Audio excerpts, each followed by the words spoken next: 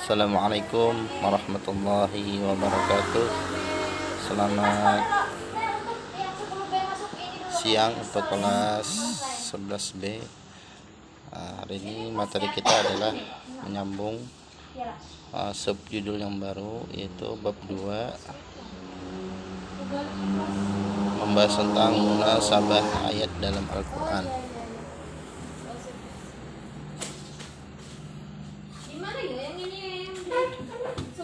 Jadi munasabah yang perlu kita ketahui adalah, pertama kita membahas tentang pengertian munasabah. Yang kedua kita harus mengetahui macam-macam munasabah.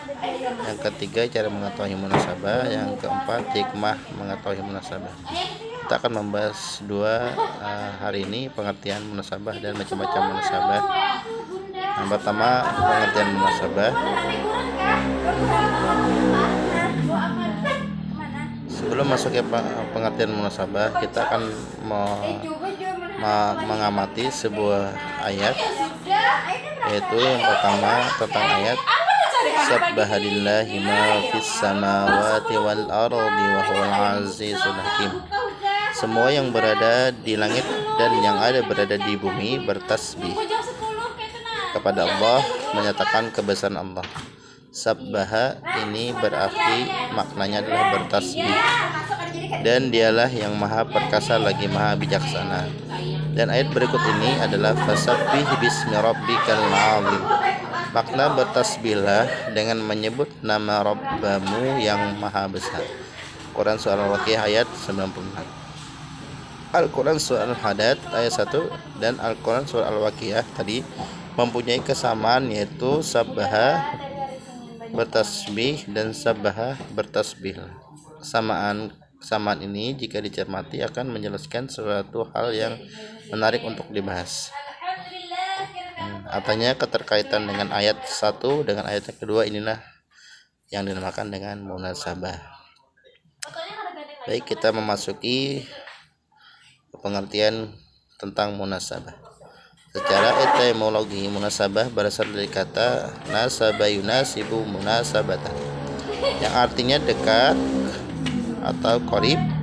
Al-munasabah artinya sama dengan al-qarabah.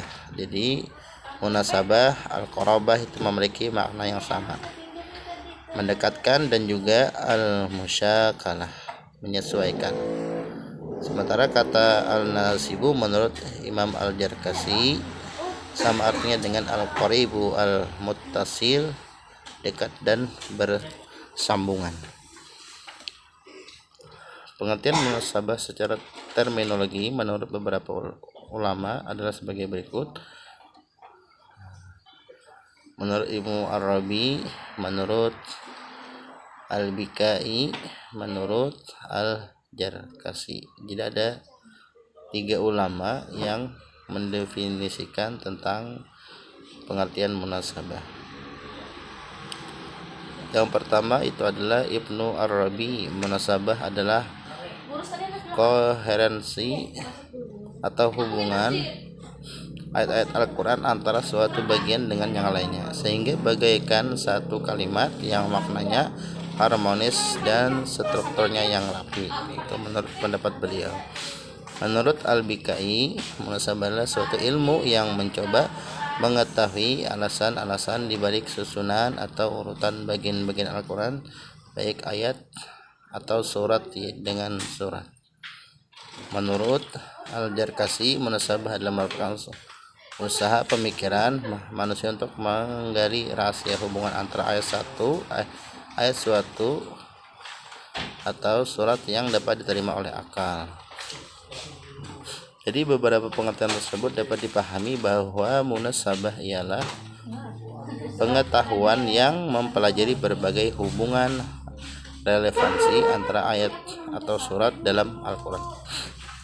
Jadi ketiga pendapat tadi itu dapat disimpulkan bahwa pada intinya dia akan membahas tentang ayat dan surat dalam Al-Quran yang berkaitan dengan kolerasi ilmu tafsir. Jadi dalam konteks ulum Al-Quran, munasabah berarti menjelaskan korelasi makna antar ayat atau surat baik korelasi itu bersifat umum atau khusus. Rasional masuk akal, persepsi, hissi atau imajinatif, khayali atau korelasi berupa sebab akibat, ilat dan maklul, perbandingan dan perlawanan. Nah, jadi nama lain dari ilmu adalah ilmu tanasub al-ayat, al-suwar, atau at-ta'alluq, pertalian, atau irtibat, pertalian, atau al-ittisal, atau at-tahlil yang artinya juga sama. Ilmu yang menjelaskan penyesuaian antara ayat atau surah yang satu dengan ayat atau surat yang lain. Nah, itu adalah pengertian tentang munasabah. Yang kedua, sejarah munculnya ilmu munasabah. Nah, perlu kita ketahui asal mulanya ilmu munasabah ini sebenarnya ilmu munasabah ini tidak terjadi pada zaman Rasulullah, tetapi melainkan terjadi setelah 3 atau 4 abad setelah masa beliau. Hal ini berarti bahwa kajian ini bersifat ijtihad atau pendapat para ulama. Oleh karena itu, keberadaannya tetap sebagai hasil pemikiran manusia. Para ahli ulumul Quran yang bersifat relatif mengandung kemungkinan benar dan kemungkinan salah, sama halnya dengan hasil pemikiran manusia pada umumnya yang bersifat relatif deny.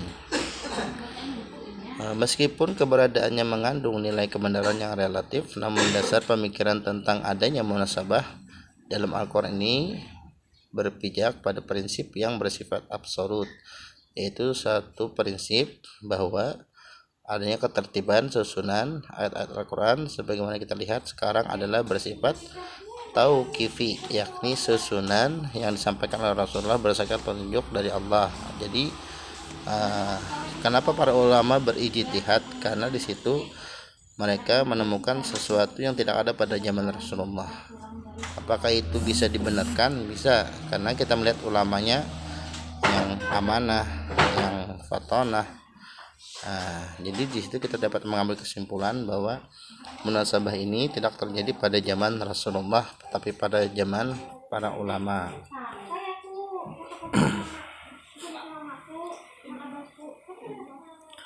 Selanjutnya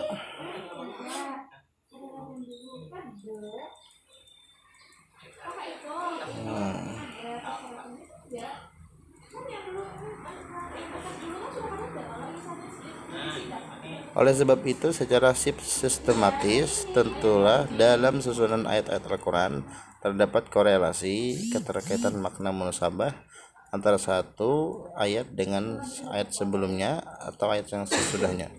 Karena itu pula sebagaimana ulama menanamkan ilmu munasabah itu dengan ilmu tentang rahasia atau hikmah susunan ayat-ayat dalam surat Al-Quran. Sehingga Imam Syatibi menjelaskan bahwa satu huruf suatu surat walaupun dapat mengandung banyak topik pembicaraan, namun topik-topik tersebut berkaitan antara satu dengan yang lainnya, sehingga seseorang hendaknya jangan hanya mengarahkan pandangan pada awal surat, tetapi hendaknya memperhatikan pula akhir surat atau sebaliknya, karena bila tidak demikian akan terabaikan maksud ayat-ayat yang diturunkan itu. Nah, jadi tentang masa ilmu munasabah ini di kalangan ulama terjadi perbedaan pendapat bahwa setiap ayat atau surah selalu ada relevansinya dengan ayat surat lainnya. Ada pula yang menyatakan bahwa hubungan itu tidak selalu ada, tetapi sebagian besar ayat-ayat dan surah-surah ada hubungan satu sama lain. Ada pula yang berpendapat bahwa mudah mencari hubungan antara suatu ayat dengan ayat lain, tetapi sukar sekali mencari hubungan antara suatu surat dengan surat lainnya. Muhammad Izzah Darwazah mengatakan bahwa semula orang menyangka antara satu ayat atau surat dengan ayat atau surat yang lain tidak memiliki hubungan antara keduanya. Tetapi kenyataannya bahwa sebagian besar ayat-ayat dan surat-surat itu adalah hubungan antara satu dengan yang lainnya. Jadi ini adalah sejarah tentang munculnya ilmu munasabah yang pada kesimpulannya ilmu munasabah ini adalah ilmu yang menjadi ijtihad para ulama-ulama kita, karena mereka melihat bahwa di dalam Al-Quran itu ada ayat-ayat yang berkaitan atau surah-surah berkaitan dengan ayat atau surah yang sebelumnya, sehingga mereka mengambil sebuah kesimpulan bahwa perlu adanya ijtihad. Mungkin itu saja untuk penjelasan hari ini. Cukup kita dua materi, yaitu pertama tadi pengertian munasabah, yang kedua sejarah munculnya ilmu munasabah. Baik, kepada kelas 11B, semoga ada manfaatnya. Silakan kalian pelajari dan bisa kalian tonton berkali-kali video ini agar kalian memberikan pemahaman kepada materi ini dan tidak terjadi kesalahan. Bila tidak memahami, silakan di chat pribadi kepada Bapak. Sekian. Assalamualaikum warahmatullahi wabarakatuh.